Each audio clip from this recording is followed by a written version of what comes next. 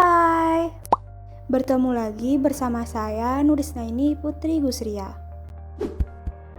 Jika sebelumnya kalian telah mempelajari materi tentang getaran dan gelombang, maka sekarang kalian akan mempelajari tentang bunyi.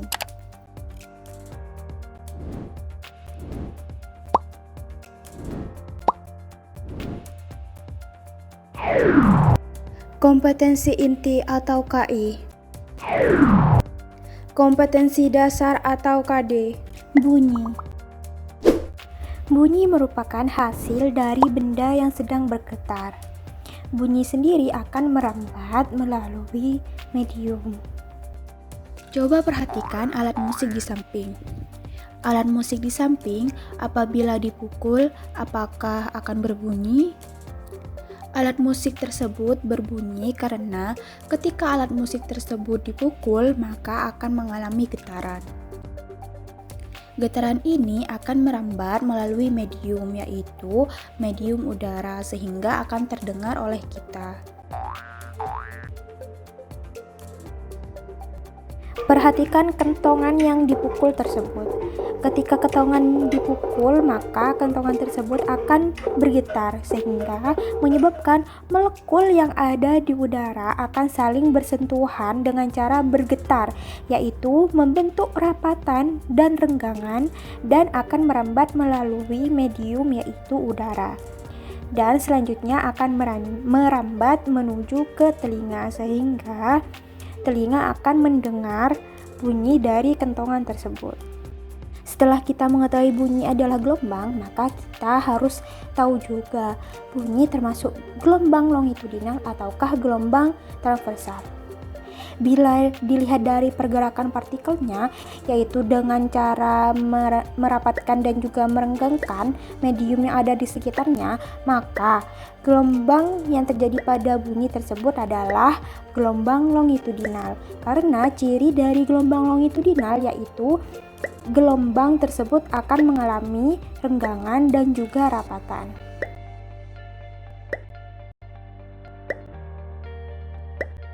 Sehingga bunyi merupakan gelombang longitudinal. Karena gelombang longitudinal itu dalam perambatannya memerlukan medium atau zat perambatan, maka gelombang bunyi juga memerlukan medium dalam merambat, yaitu terdiri dari zat padat, zat cair, dan juga zat gas. Selanjutnya kita akan mempelajari sistem pendengaran pada manusia. Sistem pendengaran yaitu menggunakan organ telinga. Organ telinga dibagi menjadi 3, yaitu yang pertama telinga bagian luar, yang kedua telinga bagian tengah, dan yang ketiga telinga bagian dalam. Dapat dilihat bagian-bagian telinga pada gambar di samping. Lalu bagaimana sih sistem pendengaran pada manusia? Coba perhatikan ketika kentongan dipukul. Saat kentongan ini dipukul, maka kentongan akan bergetar. Ketika kentongan tersebut bergetar, maka akan menyebabkan pergerakan molekul yang ada di udara. Molekul-molekul ini kemudian akan menabrak molekul yang ada di dekatnya, sehingga menyebabkan mereka bergetar juga. Kegiatan ini disebut dengan gelombang bunyi, di mana gelombang bunyi akan merambat melalui medium yang di sini yaitu udara sehingga akan merambat menuju ke telinga. Gelombang bunyi yang merambat tersebut yang akan menuju telinga akan menyebabkan ikut bergetarnya gendang telinga. Getaran tersebut akan menuju ke bagian telinga yang berisi cairan yang disebut rumah siput melalui sebuah rantai yang memiliki 3 tulang kecil. Nah, getaran yang terjadi pada cairan akan menggetarkan sel rambut sehingga akan merangsang sinyal listrik. Nah, sinyal listrik tersebut akan merambat menuju ke otak sehingga otak akan menerjemahkan dan suara akan diterima sehingga kita bisa mendengar sebuah suara. Syarat terjadinya bunyi yaitu ada 4, Yang pertama, ada sumber bunyi atau benda yang sedang bergetar. Yang kedua, ada medium dalam perambatannya. Yang ketiga, ada pendengar. Yang keempat yaitu batas besar frekuensi yang dapat didengar. Apabila salah satu syarat ini tidak ada, maka bunyi tidak akan terjadi atau bunyi tidak akan tercipta. Lalu, untuk mengetahui seberapa cepat bunyi itu terdengar, kita perlu mempelajari konsep mengenai cepat rambat bunyi. Karena bunyi merambat melalui zat padat, zat cair, dan zat gas, maka ketiganya memiliki masing-masing nilai cepat rambat bunyi. Dapat dilihat partikel yang ada pada zat padat itu sangat rapat. Tetapi pada zat cair, partikel ini memiliki jarak yang sedikit lebih renggang. Sedangkan pada zat gas, partikel-partikel ini berjarak sangat renggang. Cepat rambat bunyi yang terjadi pada zat padat bisa mencapai hingga 12.000 meter per sekon.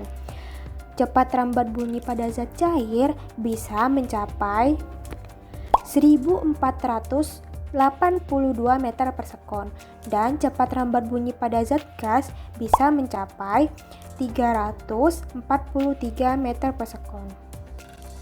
Dapat dilihat bahwa cepat rambat bunyi pada zat padat lebih besar dibandingkan cepat rambat bunyi pada zat cair, dan cepat rambat bunyi zat cair lebih besar dibandingkan cepat rambat bunyi pada zat gas. Berdasarkan tabel juga menunjukkan bahwa cepat rambat bunyi pada zat gas itu memiliki nilai yang lebih kecil dibandingkan cepat rambat bunyi pada zat cair, dan cepat rambat bunyi pada zat cair lebih kecil dibandingkan dengan cepat rambat bunyi pada zat padat. Lalu, mengapa hal tersebut bisa terjadi? Maka perhatikanlah partikel pada zat padat berikut. Dapat dilihat bahwa jarak antar partikel pada zat padat itu sangat rapat.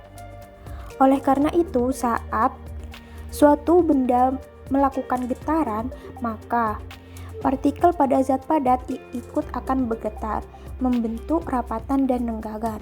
Dalam proses tersebut, maka dikarenakan jarak antar partikel sangat dekat, maka akan cepat pula dalam proses getarannya. Lalu perhatikanlah partikel yang ada pada zat cair. Bisa dilihat bahwa partikel pada zat cair itu sedikit renggang, sehingga saat melakukan getaran, partikel tersebut membutuhkan waktu untuk merambat mencapai partikel lainnya. Untuk zat gas, dikarenakan jarak antar partikelnya itu sangat renggang, lebih renggang dibandingkan zat cair, maka bunyi saat melakukan rambatan itu memerlukan waktu lebih lama. Jadi, cepat rambat bunyi dipengaruhi oleh jenis medium perambatannya. Hal ini disebabkan oleh ada perbedaan jarak antar partikel pada zat padat, zat cair, dan juga zat gas. Apabila jarak antar partikel semakin rapat, maka bunyi tentu akan semakin merambat dengan cepat pula. Apabila jarak antar partikel semakin renggang, maka bunyi akan merambat semakin lambat pula. Apakah pengaruh suhu terhadap cepat rambat bunyi? Apakah ada pengaruhnya atau tidak ya? Maka coba perhatikanlah pergerakan partikel saat suhu sedang normal.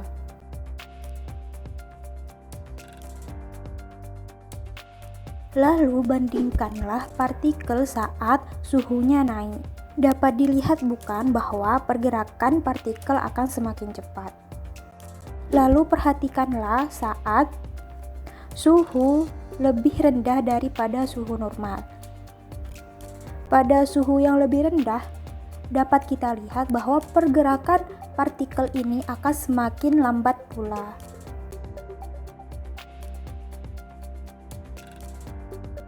Oleh karena itu, ada pengaruh suhu terhadap cepat rambat bunyi.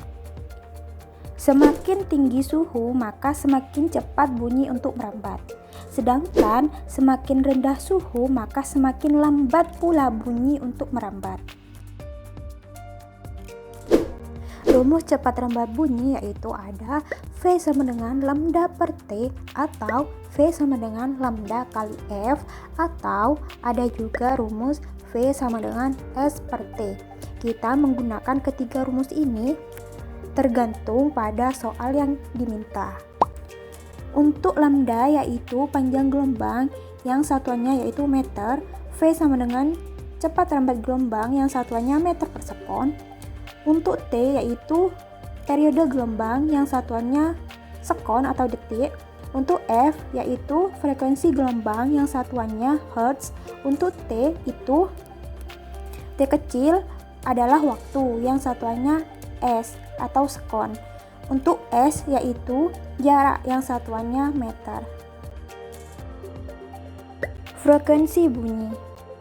Frekuensi bunyi ada 3, yaitu yang pertama infrasonik, yang kedua audiosonik, dan yang ketiga yaitu ultrasonik. Frekuensi infrasonik yaitu frekuensi yang kurang dari 20 Hz. Infrasonik hanya didengar oleh hewan. Infrasonik merupakan frekuensi di bawah kemampuan pendengaran manusia, sehingga manusia tidak dapat mendengar frekuensi suara di bawah 20 Hz. Sedangkan untuk audiosonik itu memiliki besar frekuensi sebesar 20 Hz sampai 20.000 Hz. Pada audiosonik ini, bunyi dapat didengar oleh manusia, sehingga manusia dapat mendengar bunyi pada frekuensi antara 20 Hz sampai dengan 20.000 Hz. Ultrasonik. Besar frekuensi ultrasonik yaitu di atas atau lebih besar dari 20.000 Hz.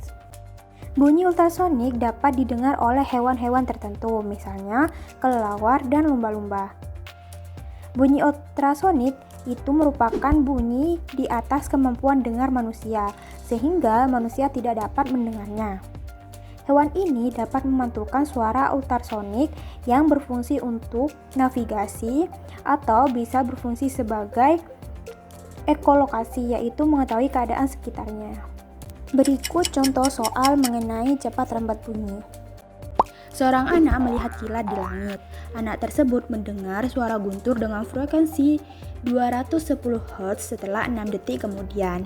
Maka tentukanlah jarak kilat dengan anak tersebut apabila cepat rambat bunyi di udara sebesar 340 meter per sekon, dan hitunglah nilai periodenya. Pertama-tama kita harus menulis yang diketahui terlebih dahulu. Yang diketahui dari soal yang pertama bisa kita lihat yaitu waktu T sama dengan 6 sekon. Selanjutnya frekuensi sebesar 210 Hz dan ada cepat rambat bunyi di udara yaitu sebesar 340 meter per sekon. Selanjutnya kita menentukan apa yang ditanya oleh soal. Yang ditanya oleh soal yaitu yang pertama jarak atau S, yang kedua yaitu periode atau T besar. Langkah selanjutnya yaitu menjawab pertanyaannya. Untuk mencari jarak dapat menggunakan rumus V sama dengan S per T atau cepat rambat gelombang sama dengan jarak dibagi waktu. Karena kita mencari jarak, maka dari rumus V sama dengan S per T ini dapat kita ubah menjadi, karena S per T, T itu kan pembagian secara cepatnya jika pindah ke ruas kiri maka menjadi perkalian. Jadi V kali T sama dengan S. Jadi jarak sama dengan cepat rambat bunyi dikali waktu. Lalu kita masukkan nilai dari cepat rambat bunyi sebesar 340 meter per sekon dikali waktunya 6 sekon sama dengan jarak. Jadi jaraknya sebesar 2040 meter.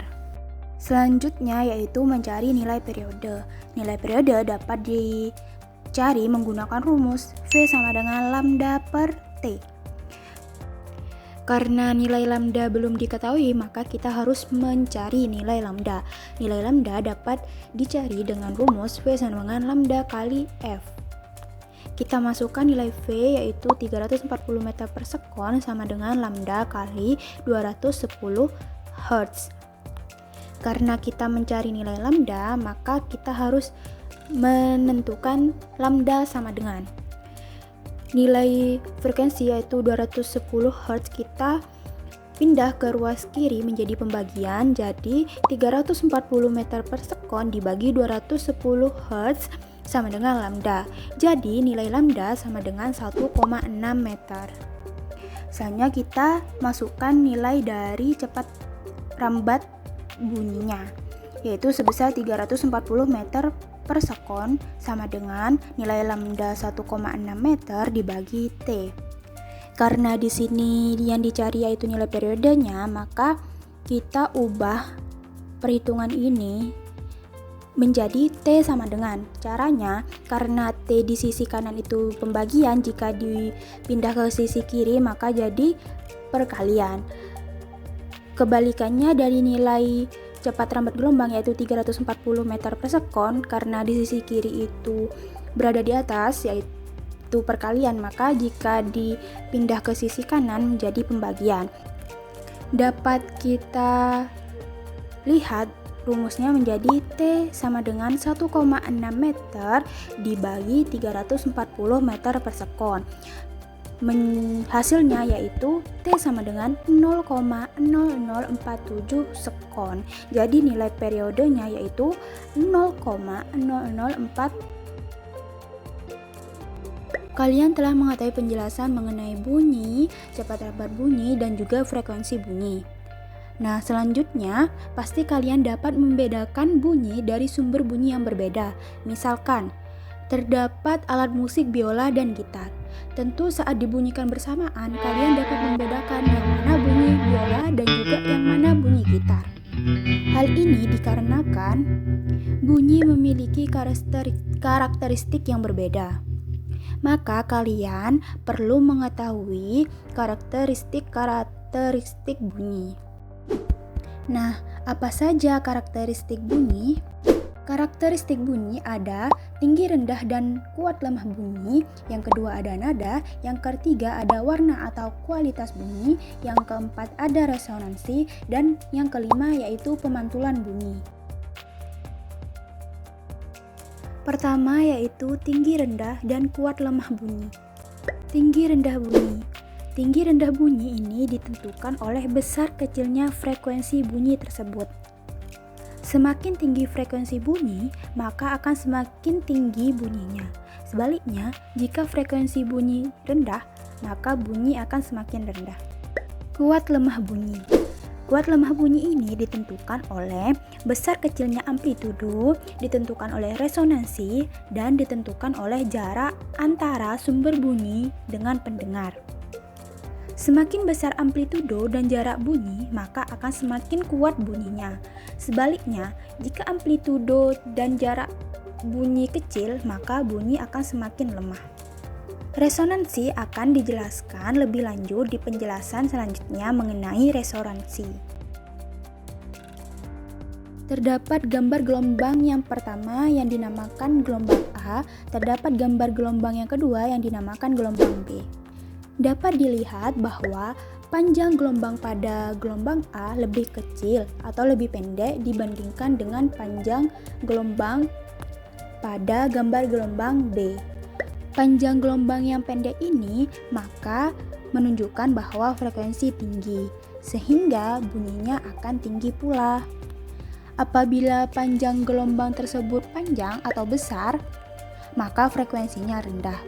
Karena frekuensi rendah, maka bunyinya akan rendah pula. Kuat lemah bunyi. Karena kuat lemah bunyi dipengaruhi oleh besar amplitudo, resonansi, dan juga jarak antara sumber bunyi dan pendengar, maka yang pertama bisa kita lihat terdapat dua buah gambar gelombang. Gambar yang pertama disimbolkan dengan gambar A, gambar yang kedua disimbolkan dengan gambar B. Pada gambar gelombang yang pertama, besar amplitudo itu lebih besar, sehingganya bunyi akan lebih kuat. Pada gambar gelombang B menunjukkan bahwa besar amplitudo itu lebih kecil. Karena amplitudo kecil, maka bunyinya akan lemah. Bisa kita lihat terdapat gambar gitar. Pada gitar ini terdapat peristiwa resonansi sehingga bunyi dari gitar semakin kuat. Pada saat sumber bunyi yang di sini merupakan klakson dari mobil, apabila mobil itu masih jauh dari pendengar yaitu manusia, maka bunyi dari klakson mobil itu lemah. Akan tetapi semakin bunyi klakson tersebut mendekati pendengar, maka bunyi tersebut akan semakin kuat. Karakteristik bunyi yang selanjutnya yaitu nada. Nada adalah bunyi yang memiliki frekuensi teratur sehingga bunyi tersebut indah didengar. Sebaliknya, bunyi yang memiliki frekuensi yang tidak teratur disebut dengan desa. Agar lebih jelas, perhatikan bunyi dari dua kejadian berikut ini. Kejadian yang pertama yaitu bunyi dari kendaraan yang sedang direm.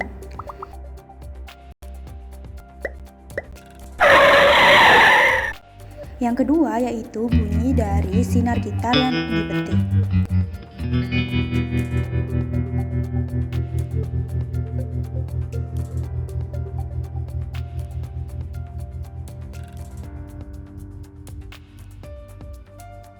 Dari dua bunyi tersebut, kalian lebih suka yang mana? Jika kalian lebih suka suara gitar yang dipetik, maka bunyi gitar tersebut dinamakan nada, sedangkan bunyi rem yang mengganggu tersebut dinamakan dengan desa. Karakteristik bunyi yang ketiga yaitu warna atau kualitas bunyi. Berikut ada biola dan juga gitar. Apabila dua alat musik tersebut dinyalakan atau dimainkan, apakah kamu dapat membedakan bunyi dari dua alat musik tersebut? Saat kalian dapat membedakan bunyi dari dua alat musik tersebut, maka itu yang dinamakan warna atau kualitas bunyi. Sehingga warna bunyi merupakan kesan yang timbul setelah mendengarkan bunyi yang dihasilkan oleh sumber bunyi. Perbedaan yang ada pada warna bunyi menyebabkan pendengar dapat membedakan bunyi yang dihasilkan oleh setiap benda yang berbeda. Seperti saat kalian dapat membedakan bunyi dari biola dan juga bunyi dari gitar. Karakteristik bunyi selanjutnya yaitu resonansi. Resonansi merupakan getaran yang terjadi disebabkan oleh hal lain yang bergetar, atau getaran yang terjadi pada suatu benda diakibatkan oleh bergetarnya benda lain. Yang kedua, resonansi terjadi apabila benda-benda tersebut memiliki frekuensi yang sama. Yang ketiga yaitu peristiwa resonansi terjadi pada benda yang memiliki rongga. Tahukah kamu mengapa ketika kentongan dipukul menghasilkan bunyi yang lebih kuat daripada kayu? Hal ini terkait tentang peristiwa resonansi. Prinsip kerja resonansi ini dimanfaatkan oleh manusia karena pada resonansi memiliki beberapa keuntungan. Misalnya, dapat memperkuat bunyi asli untuk berbagai alat musik. Ketika kentongan dipukul, maka udara di dalam kentongan akan ikut bergetar, sehingga bunyi yang dihasilkan oleh kentongan akan terdengar semakin keras. Hal ini disebut resonansi. Sedangkan saat kayu dipukul, kayu tidak mempunyai rongga di dalamnya, sehingga saat kayu dipukul dan mengalami getaran, bunyi dari kayu tersebut tidak lebih keras, karena kayu setelah dipukul tidak mengalami resonansi. Dapat kita lihat bahwa terdapat dua buah garpu tala yang ditaruh di suatu kotak yang ada kotak udaranya. Selanjutnya, ketika garpu tala A dipukul, maka garpu tala akan mengalami getaran. Dikarenakan getaran ini merambat melalui udara, maka akan menuju ke kotak udara pada garpu tala B. Selanjutnya akan menggetarkan garpu tala B, sehingga garpu tala B ini akan mengalami getaran dan menghasilkan bunyi. Ketika garpu tala A dihentikan getarannya, maka garpu tala A tidak akan berbunyi, sedangkan garpu tala B akan tetap berbunyi. Hal ini menunjukkan bahwa getaran yang dihasilkan oleh garpu tala A akan merambat menuju ke garpu tala B. Peristiwa ini dikenal dengan resonansi. Contohnya bisa dilihat pada gambar berikut. Gambar berikut yaitu alat musik yang bernama recorder atau seruling modern. Saat recorder ini ditiup, maka yang beresonansi yaitu kolom udara yang ada di dalam recorder tersebut, sehingga bunyi pada recorder tersebut terdengar lebih kuat. Selain resonansi mempunyai keuntungan, di samping itu resonansi juga memiliki kekurangan. Kekurangan tersebut dapat merugikan manusia. Contohnya yaitu bunyi ledakan bom dapat memecah kaca walaupun kaca tidak terkena langsung oleh bom. Sehingga resonansi juga memiliki kerugian-kerugian yang ada pada kehidupan manusia.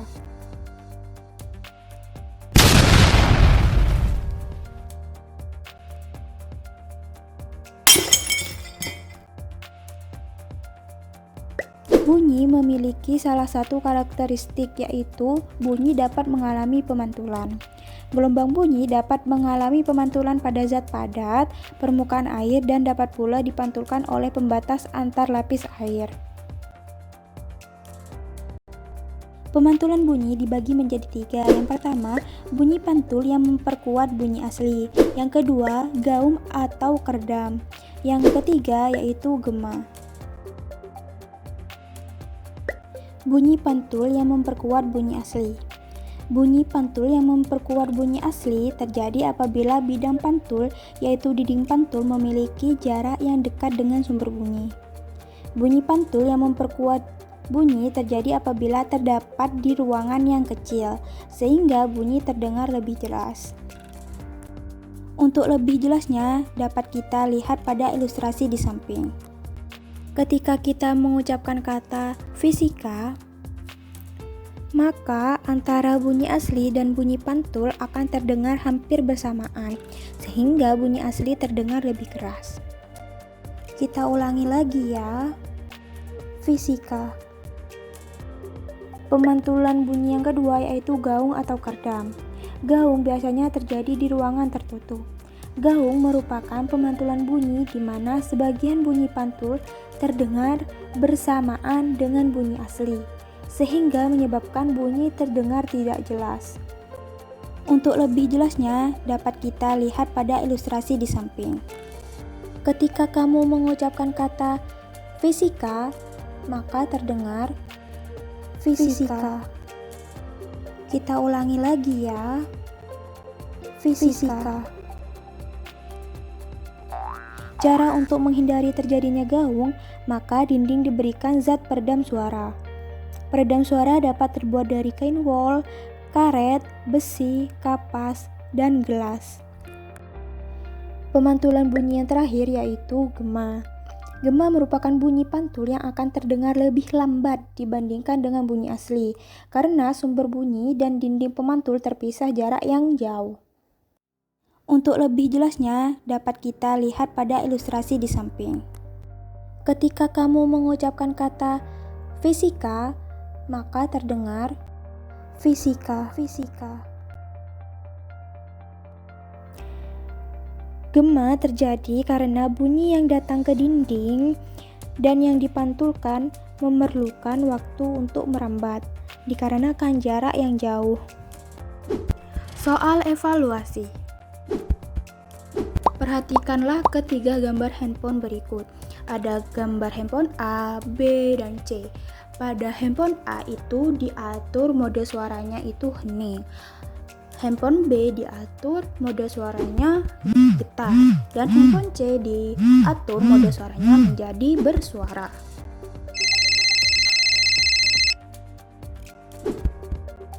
Apabila ketiga gambar handphone tersebut ada panggilan telepon, manakah dari ketiga gambar tersebut yang akan terdengar bunyi?